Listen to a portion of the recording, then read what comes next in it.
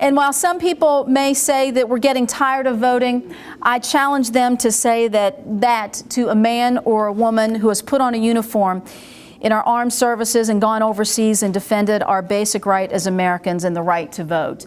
And I especially want to thank some folks who are right across the street from the American Legion Post 32 who defended our right to vote, and folks like Jack Tanner, who is the leader of the West Virginia Coalition, the Veterans Coalition for our state. He is here with his grandson, so he is certainly showing, giving and sacrificing what he did in the military and continuing to give that. And Jack, I appreciate your being here also. And to folks like my husband, Eric Wells, who is a Navy reservist who is serving in Afghanistan right now. And we can say thanks to them. And the way that we can say thanks to them is by going out and voting. And that's one way to say thank you to our men and women who've served before us, who are actively serving right now, and who will do so in the future, is by voting and making our voice heard. And it is fitting to hold this event here in a senior center so our veterans and our seniors could attend. They are very reliable when it comes to casting their ballot, and I applaud them for their continued dedication to the democratic process. It is through that dedication that they set the example for younger folks, and they are an inspiration. And I, as the Chief Elections Officer, Mary, want to say thank you for your example that you set for all of us as well. And while I'm here, I want to say hello to the folks who are watching live on our webcast through the Secretary of State's office and our live webcast.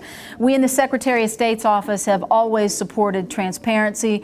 We've shown it, we've worked toward it, and through a healthy partnership with the media and through the use of technology, we will continue to be transparent and accountable to the people of West Virginia.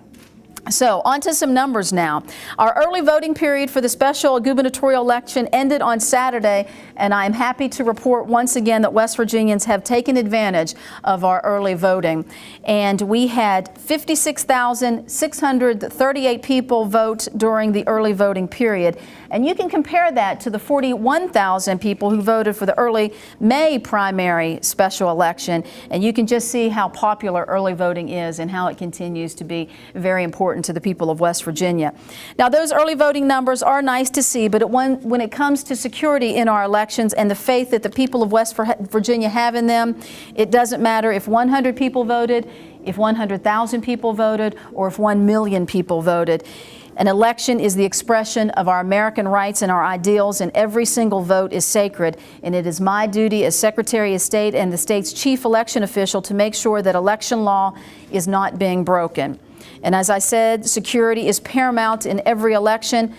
This office has always followed every election law, and we demand that our citizens do as well. So violations of our election laws will not be tolerated. Previous elections, this elections, or any future elections. The Secretary of State's office has dedicated investigators who look into election law violation complaints, but we can't be everywhere all the time, and that is where the people of West Virginia can take the security of the election into their own hands as well. If you're at your polling place and you see something that you think might be a violation, you call our office, and that information that you give us is then kept confidential as well. So if anyone sees any violations that they think might be an election law, you contact the Secretary of State's office. It's an easy phone number, 304-558-6000, or it's a toll-free number. It's 1-866-767-8683. And in addition to that, the men and women of the Secretary of State's office are working very hard tomorrow as well. There'll be staff in the office beginning at 5 in the morning, and the staff remains there in the office working closely with election officials around the state until we have final election results from all 55 counties. And much like our comprehensive plan that we had in the past during the special primary election of August of 2010, the general election of 2012, and the special May primary election of this year, the Secretary of State's office will have election day support staff in contact with all 55 county clerks. And that plan ensures that if an election official has a question that they need answered quickly, that there is a process to get them in touch with us at the state capitol in Charleston. It works very well. If the election division staff has to get a message out, it also works well too, because then we can use our liaisons. And those liaisons observe, assist, and communicate with county clerks, with poll workers, and then back and forth with the Secretary of State's office. It's a comprehensive plan that's worked very well in the past, and I'm confident that it will serve us well again. And as a matter of fact, we've been testing our plan, and we've been testing our website as well over the last couple of days for when those numbers officially come in from the counties on election night.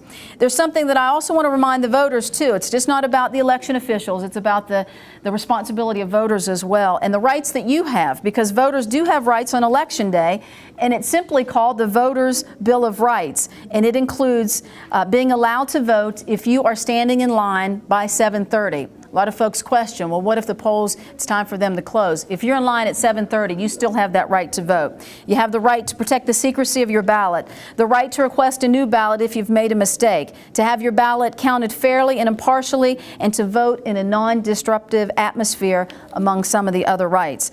Now, this Voters' Bill of Rights can be found on the Secretary of State's website, and I encourage all voters to do just that and to know your rights. And if you feel those rights have been violated, you contact us in the Secretary of State's office. Now, tomorrow, on October the 4th, West Virginians will go to the polls to choose our next governor. The polls open at 6:30 in the morning. They close at 7:30 in the evening.